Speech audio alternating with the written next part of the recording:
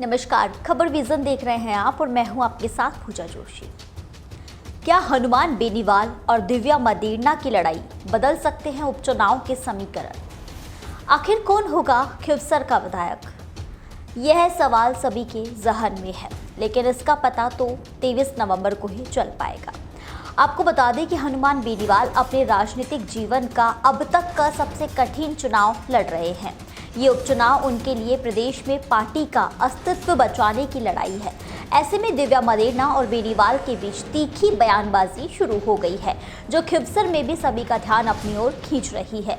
दोनों नेता सार्वजनिक सभाओं में एक दूसरे पर तंज कस रहे हैं, आरोप लगा रहे हैं और एक दूसरे की पोल भी खोल रहे हैं। इसे देख जनता भी अपने अपने नेता के समर्थन में आवाज बुलंद करने लगी है। बात चाहे गली मोहल्ले की हो या फिर चाय की थड़ी की या फिर होने वाली सभाओं की करे या फिर सोशल मीडिया पर चल रहे ट्रेंड की, हर जगह इन दोनों नेताओं की सियासी लड़ाई मुद्दा बनी हुई है, जो कहीं ना कहीं उपचुनाव के नतीजों को भी कुछ हद तक प्रभावित कर सकती है। पूर्व विधायक दिव्या मदेरणा ने 3 नवंबर को खिवसर के पास लोहावट में हनुमान बेनीवाल का नाम लिए बगैर उन पर तंज कसा। उन्होंने कहा कि नागौर में इस बार उनकी हालत खराब है और वह सुबह 4 बजे तक लोगों के पैर पकड़ रहे हैं। पिछली बार वो 1800 से 2000 वोटों से जीते थे। वे कहते थे कि दिव्या को मैंने जिता दिया और अब की बार दिव्या को मैं हरा दूंगा। क्यों भाई, क्या मैं समाज की बेटी नहीं हूँ? मेरा क्या कसूर है? लोगों का विकास करने के लिए मेरे दादा पिता ने अपनी जिंदगी खपा दी, फिर मैंने ऐसा क्या गुनाह कर दिया जो उन्होंने कहा कि मैं दिव्या को हराऊंगा? गांव के व्यक्ति के विकास करने के लिए क्या गुनाह किया कि भाई दिव्या को हराऊंगा? हम तो चाहते हैं कि किसान कौम के कोई भी व्यक्ति हो तो निकले, बड़े बढ़िया करें। करने का सब बिल्कुल वोट नहीं देंगे। हमारी बच्ची को इस तरीके से गालियां निकालती हूँ। मैंने राजनीति स्वाभिमान से करी है। उसूल पक्के, जिगर फौलाद का और तेवर तीखे ही रखूंगी, चाहे कुछ भी हो। किसी के पैर पकड़ के नहीं उठेंगे, काम करेंगे, लोगों के बीच में रहेंगे, संवाद करेंगे, उनकी बात रखेंगे। मैं बढ़ के वोट लेके आई हूँ। क्यों? मैंने जातिवाद की राजनीति नहीं की। कट्टर बीजेपी का जिसका हाथ के अलावा वोट नहीं गिरता, उसने मेरे को वोट दिया। पर आगे चुनाव हराओ, चुनाव हराओ, चुनाव हराओ। अब मिल गई शांति। क्या पाया चुनाव हरा के मेरे को? हालत हो रही है नागौर में, क्या हालत हो रही है खिवसर में?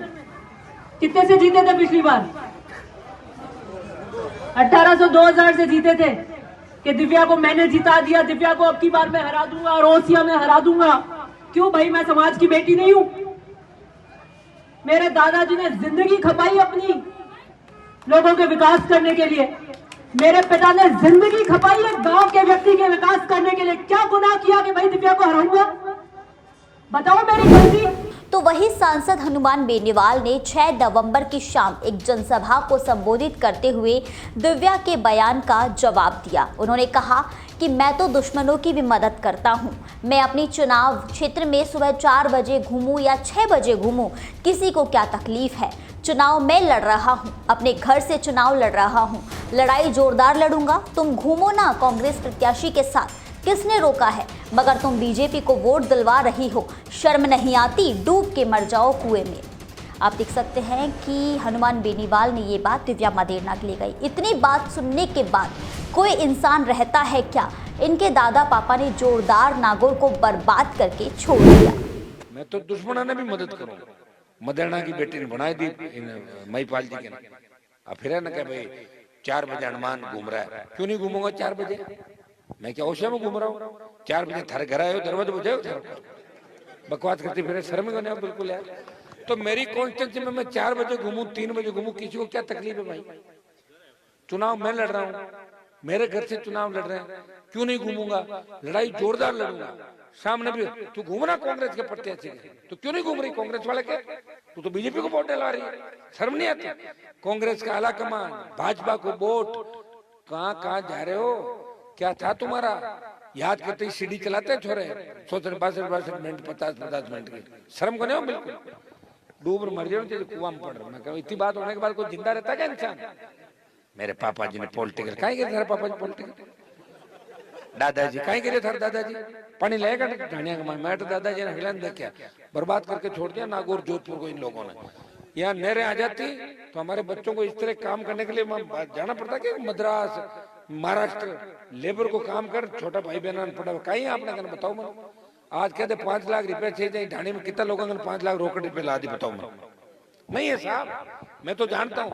और कौन बर्बाद कर दादाजी दोना पाड़ अट दादाजी वो बट वो दादाजी दोनों मिल और रड़क काट देते। 7 नवंबर की सुबह हनुमान बेनीवाल की पलटवार वाला वीडियो शेयर करते हुए दिव्या मदेरणा ने एक्स पर लिखा, क्या मुझे कुएं में डूबकर मर जाना चाहिए। सार्वजनिक सभा में मेरे ही समाज के चुने हुए एक सांसद मेरे मरने की कामना कर रहे हैं, जिन्हें बेहद अफसोस हो रहा है कि मैं जिंदा ही कैसे हूँ। मैं भी समाज की बेटी हूँ, बहन बेटी सबकी साझी होती है। इसलिए संपूर्ण किसान वर्ग से पूछना चाहती हूँ कि मैंने ऐसा क्या गुनाह किया कि मुझे कुएं में गिरकर मर जाना चाहिए। मैंने पूरी ईमानदारी व श्रद्धा से ओसिया व राजस्थान के किसान वर्ग की हमेशा आवाज़ बुलंद की। क्या यही मेरा गुनाह है। विकट पारिवारिक परिस्थिति में भी मैंने हार नहीं मानी, मैं घर नहीं बैठी। मैंने मेहनत की और जनता से संवाद व जुड़ाव रखा और कारवा बनता चला गया। मैंने संघर्ष किया और यह संदेश देने की कोशिश की कि किसान वर्ग की बेटियां भी बखूबी राजनीतिक लड़ाइयां लड़ सकती है। मैं राजस्थान के हर किसान से पूछना चाहती हूं कि क्या मुझे मर जाना चाहिए। दिव्या मदेरणा ने कहा कि जिसको मैं का अहंकार आ जावे वह कभी भी किसी क्षेत्र में सफल नहीं हो सकता और खास तौर पर राजनीति में तो कतई नहीं हो सकता। मैं का जिसको अहंकार आ जाएगा वो कभी सफल नहीं हो सकता और किसी क्षेत्र में सफल नहीं हो सकता और राजनीति में तो कतई सफल नहीं हो सकता। मैंने किया, जाटों के लिए मैं करता हूं। मैंने इनको जिता दिया, मैंने ओसिया को जिता दिया, मैंने बीकानेर में मदद कर दी, मैंने वहां मदद कर दी और मदद ऐसी करी कि 90% जाटों के वोट जाटों को लड़ा के काट कर जाटों को हराने का काम किया। ऐसा मैं अगर आपको अच्छा लगता है तो ये विध्वंसकारी मैं सोच लीजिएगा कि अगर ऐसा मैं आपको पसंद है तो आप शून्य की ओर। हनुमान बेनीवाल और दिव्या मदेरणा की इस जुबानी जंग ने इन उपचुनावों को और भी ज्यादा रोचक बना दिया है। अब देखना यह होगा कि इस खिवसर से जीत का सहरा किसके सर बंधने वाला है और जनता किसको चुनेगी, यह तो आने वाला वक्त ही बताएगा। तो बने रहिए खबर विजन के साथ। धन्यवाद।